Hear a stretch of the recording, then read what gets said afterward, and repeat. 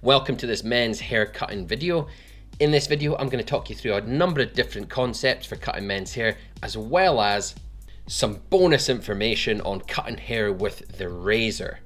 That's in this video as well.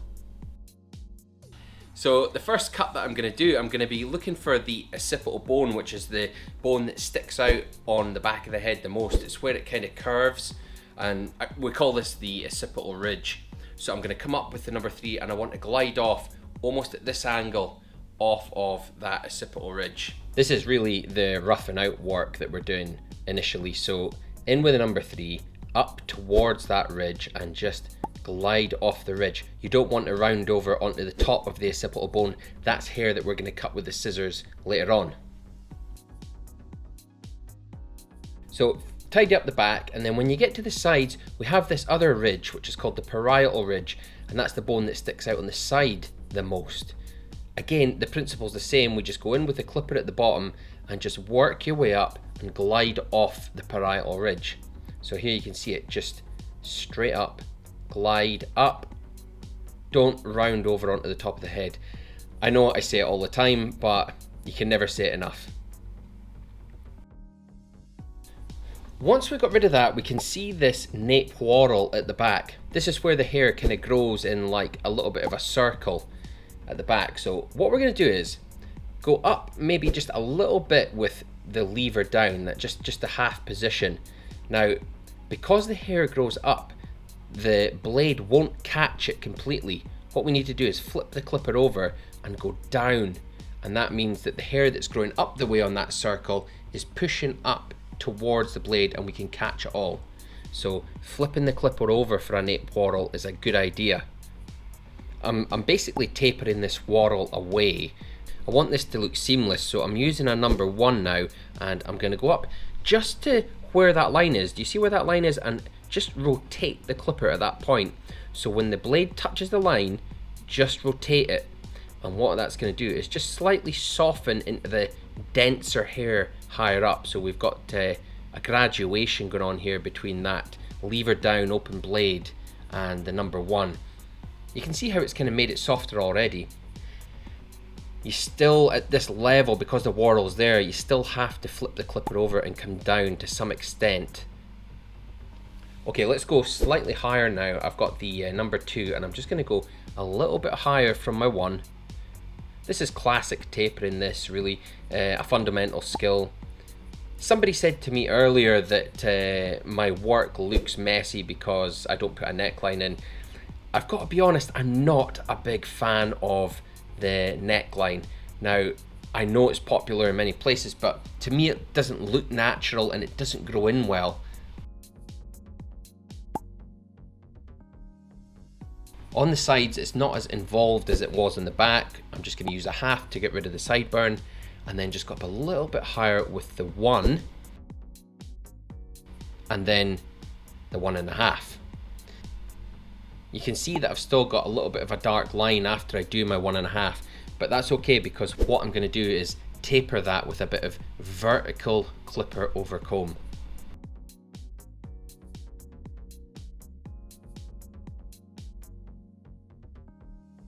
So with my little trimmer, I'm just going in here now and making this little C cup. Some people call this a C cup. Basically, what you're doing is you're getting rid of the flyaway hairs, the edge hairs that kind of lay on the face. This is the vertical clipper over comb I was talking about. So you can put your comb into that dense area and just raise up a little bit and trim it away, and that will kind of lighten that effect, that light into dark effect. It gives you more of a graduation. I'm going to use the corner now of the trimmer just to go around the ear, and I'm only taking the hair that is sticking out beyond the hairline. Now, remember what did I just say? I don't like a neckline because it's straight, but I do like to frame a taper. So this straight line down here from the back of the ear down to the nape, not inside the hairline, it's on the edge of the hairline, and that gives the taper a really nice look and just kind of frames it. What do you think? Tell me what you think about that. The neck hair, let's just get rid of that. because I went in with my half earlier, there isn't really a lot to get rid of there, so I'm just taking away anything like the stubble that's been left really. Okay, onto the top, wet it down. I always like to wet the hair down. You guys that know me, you know I always work on wet hair when I'm scissor cutting. So I'm going to form a parting here to the side of the center and make it quite neat. This comb that I'm using, this YS part comb, it has that hook on the end, which is a joint you use when you're separating hair. Now you'll notice that I'm not using clips because look, the water is controlling the hair, so that's fine. I'm working in a bunch of sections and I'm going to work all the way to the front, but I'm going to pull the front back in an over directing manner, and I'll show you shortly what I mean by over directing. So take my first section from the back, and that's actually my guideline now, that first section.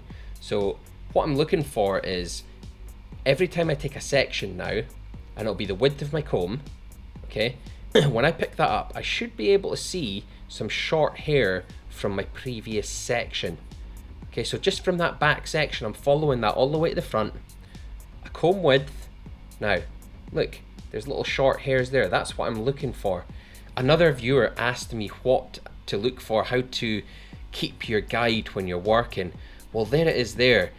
You're taking a little bit of the previous section and a little bit of the section that you're on, and you should be able to see short hair. Now I made a deliberate mistake there. I went too far forwards, and what I've done is combed it back over and I've stepped back a little bit and I've taken a small section so that I can see that hair. So I'm just going to keep working my way forward.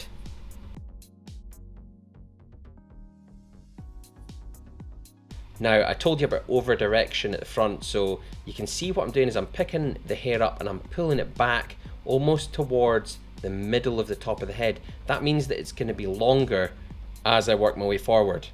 The reason for that is that my client kind of wants to have a quiff, so it's kind of like blow dried up and swept over on the top.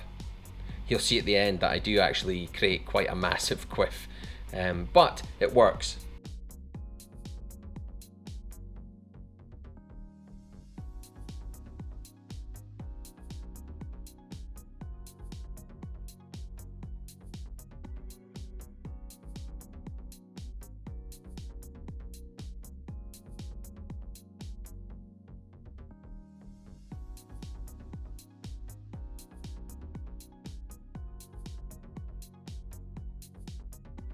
Alright, let's move this hair out of the way. Now, we want some of that middle section, okay? So I'm keeping some of it in here and I'm combing everything to the side. I'll use the hook tooth on that comb to make that parting really clean.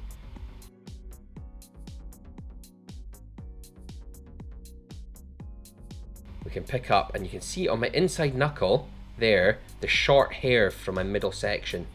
So as I work my way forward, every time I pick up a section, there's the short hair, and I just work my way forwards.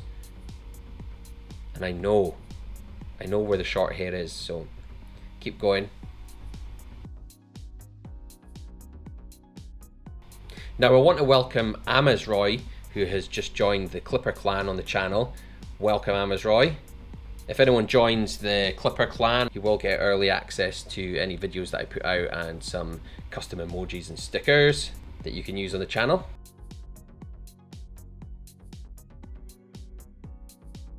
Okay, that's it done. Let's move all this hair over now. And you can see I'm not mucking around. I did say to you earlier about clips, and you can see that you don't have to mess around with clips. Clips for sectioning hair are a really good thing for someone who is learning, or if the hair can't be controlled very easily. But I find that when you have wet hair of this kind of length, just part it and it will just stay there. You don't need to clip it up most of the time. I mean, the mantra really is scissor cut wet hair. If the hair's wet, you have incredible control over the hair.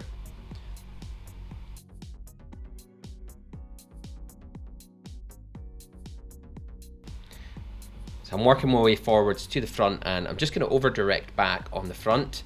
Again, and that's going to be slightly longer at the front. Right, now I did promise you I was going to show you some razor work, and this has got to be the most fun tool in the whole barbershop. So this is a hair cutting razor, and you can see that there's bumps along the edge of the razor. That is so that you can push your thumb against the blade when you're working. Now, this isn't to be confused with the razor that you use on your face. It's a different type of razor. What you can do is you can hold the hair and the thumb, you can pinch together, and what it does is it shreds off the ends of the hair. You sort of tilt it up the way and press against your thumb, and you can cut hair with it. Now, this is a really fun tool to work with. It is my favorite tool in the shop. If you don't have one, you need to get one, and I'll leave some links to some razors down below. But this tool is my absolute favorite. You can create such nice texture. Look how rough that is.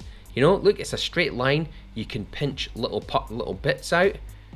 If you want, you can just take little thick areas if you think there's a thick area. This is only one way to use it. There's actually probably about 9 different ways I could show you how to use a razor in the barbershop, but the texture that it gives you is just the best. So I'm just going to texture the whole top of this because I just love the texture, and it's going to suit the finished style. The reason I'm showing you this now is that I want you to visualize how the hair should be, like what length it should be every time you pick it up.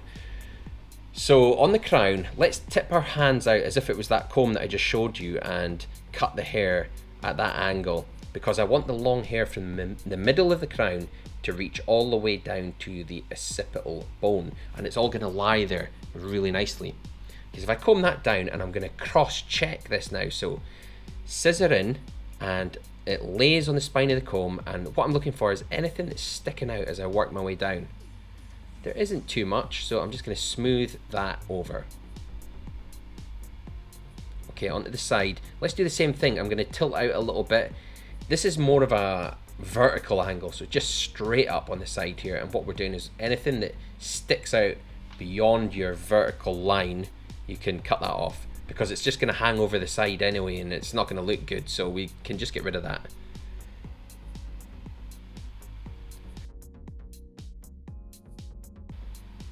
It's not uncommon when you're doing like a complete restyle like this that you could be taking quite a lot of hair from certain areas.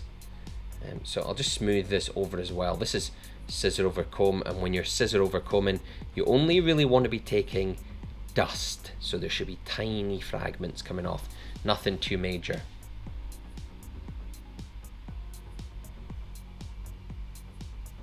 Smooth it over again.